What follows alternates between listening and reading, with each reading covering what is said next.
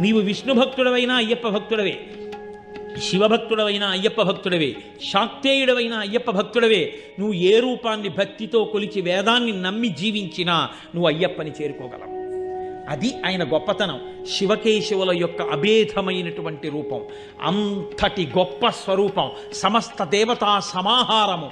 అటువంటి మహాపురుషుణ్ణి సేవించడానికి జీవితంలో గురువుగారితో అనుబంధం ఏర్పడి ఆయన మెడలో మాల వేసి శ్రీరామరక్ష కట్టి చిట్ట చివర మళ్ళీ ఇరుముడి కట్టే పర్యంతం 41 రోజులు నువ్వు నాతో కలిసి ఉండవచ్చు.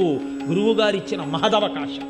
దీన్ని వాడుకుని గురువుగారితో కలిసి ఉండి జీవితాన్ని అభ్యున్నతి పదంలో నడిపించుకున్నవాడెవరో వాడు ధన్యుడు, వాడు దీక్షితుడు, వాడు సమస్తమును పొందినవాడు.